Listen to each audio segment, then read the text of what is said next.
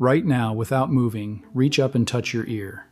Feel the outer ridge, the helix, curving from the top down to the earlobe. Feel the inner ridges, the antihelix, the small cartilaginous projection pointing inward toward the ear canal, the tragus. The earlobe itself, attached directly to the side of your head or hanging free. The overall size of the ear relative to your face, whether the ears protrude outward or sit flat against the skull. What you are feeling is not just anatomy. According to research published across genetics, cardiology, embryology, and forensic medicine, the external ear is one of the most genetically information-dense visible structures on the human body. It is also one of the most medically underutilized.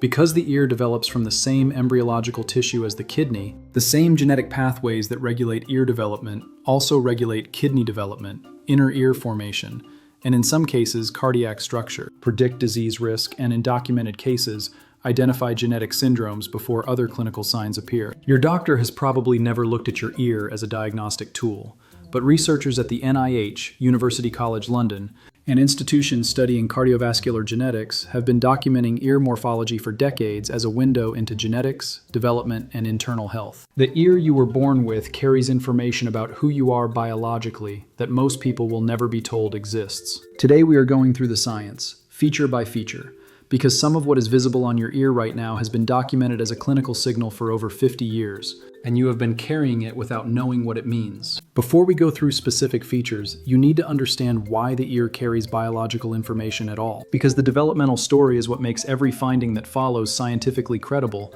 rather than speculative. The external ear develops from 6 small tissue elevations called his, which appear on the first and second branchial arches in the embryo at approximately week 6 of gestation. These hillocks merge and differentiate through a precisely regulated genetic program involving over 20 documented genes, including PAX3, EYA1, SIX1, and HOXA2. The same genetic pathways that regulate ear development also regulate kidney development, inner ear formation, and in some cases, cardiac structure. This is not coincidence.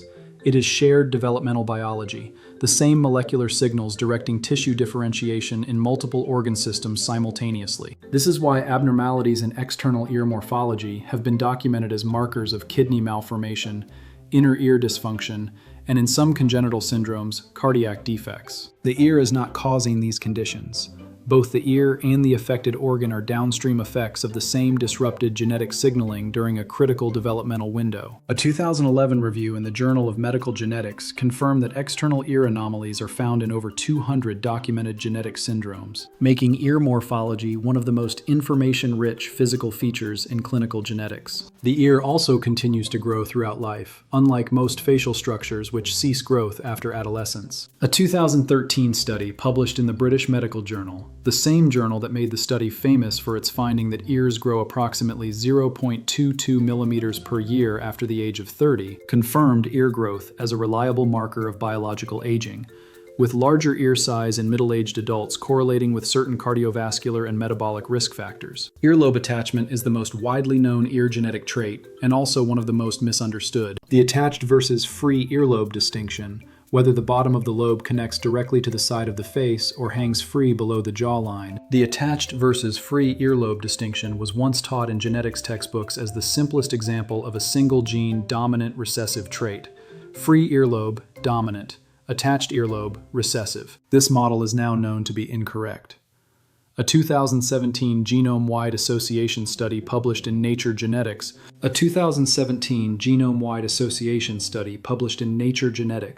analyzing over 10,000 individuals, identified 8 separate genomic loci contributing to earlobe attachment, with no single locus exerting dominant control. Earlobe attachment is a complex polygenic trait, like eye color, like height, like virtually every visible human characteristic that was once simplified into Mendelian ratios for classroom convenience. What the research on earlobe attachment has revealed is more interesting than the genetics lesson. Attached earlobes have been documented at significantly higher frequencies in certain populations, including indigenous populations of the Americas and some East Asian groups, while free earlobes predominate in European and African populations. This population-level distribution reflects patterns of genetic drift, migration, and in some cases, founder effects in isolated populations. Your earlobe attachment is a tiny but real marker of your deep ancestral lineage, carrying population genetic information consistent with the larger story told by full genome analysis. Creased earlobes, specifically a diagonal crease running from the tragus toward the lower edge of the earlobe, known as Frank's sign after Sanders Frank, who first described it in 1973, have been associated in multiple studies with cardiovascular disease risk. Running from the tragus toward the lower edge of the earlobe, known as Frank's sign after Sanders Frank, who first described it in 1973, have been associated in multiple studies with cardiovascular disease risk. A 2012 meta-analysis in the American Journal of Cardiology reviewed 31 studies involving over 11,000 subjects and found that the presence of bilateral diagonal earlobe creases was associated with a significantly increased risk of coronary artery disease, independent of age and other traditional cardiovascular risk factors. The proposed mechanism involves microvascular disease affecting the small vessels of the earlobe, the same process that affects coronary microvasculature, making the earlobe crease a visible surface expression of systemic microvascular dysfunction. Look at your earlobe right now. Run your finger from the point just in front of the ear canal diagonally down toward the lower edge of the lobe. Is there a crease, a fold, a line that does not follow the natural contour of the lobe? If you are over 50 and that crease is bilateral, present on both ears, that is a finding with 50 years of cardiovascular literature behind it. It does not diagnose coronary artery disease, but in combination with other risk factors, it is a signal worth raising with your physician. Ear size relative to face size carries information about biological aging that the research documents with surprising precision. The study I mentioned earlier, published in the British Medical Journal in a now famous 1995 paper by James Heathcote, measured the ears of 206 patients. This finding has been replicated multiple times across different populations. The mechanism involves the continued growth of cartilage throughout life, driven by growth hormone and insulin-like growth factor 1, both of which decline with age but do not cease entirely. What makes ear size clinically interesting, beyond its use as a biological aging marker, is its relationship with acromegaly, a condition of excess growth hormone production caused by a pituitary adenoma. Acromegaly causes progressive enlargement of the hands, feet, jaw, nose, and ears over years, often so gradually that neither the patient nor their family notices the change. Ears that have grown disproportionately large relative to facial features, particularly when accompanied by enlarged hands, prominent jaw, and increased spacing between teeth. A 2018 review in Pituitary Journal found that the average delay between onset of acromegaly symptoms and diagnosis was over 7 years. Conversely, small ears, particularly microtia, the condition of markedly underdeveloped external ear structure, carry strong associations with inner ear dysfunction. The inner ear develops from the same embryological tissue as the external ear, and disruption of the shared developmental program frequently affects both structures simultaneously. A 2014 study in the Annals of Otology, Rhinology, and Laryngology found that microtia was associated with conductive hearing loss in over 90% of cases. Mild variants of microtia,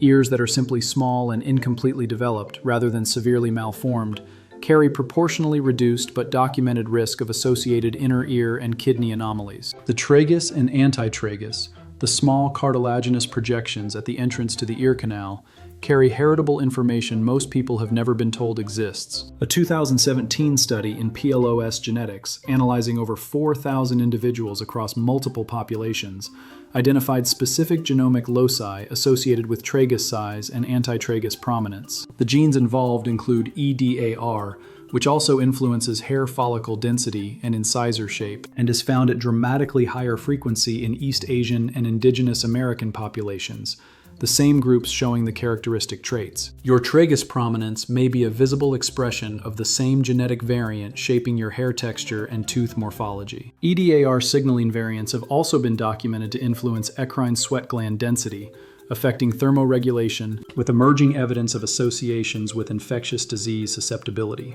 The story of what your tragus reveals about your genetics is one that will be substantially more detailed in 10 years than it is today. Ear protrusion, how far the ears stand from the head, is among the most heritable craniofacial features ever documented. A 2015 twin study in human genetics found ear protrusion heritability of approximately 0.83, meaning 83% of population variation is attributable to genetics. Very few visible human characteristics score this high. The genetics involve the antihelix, the inner curved ridge.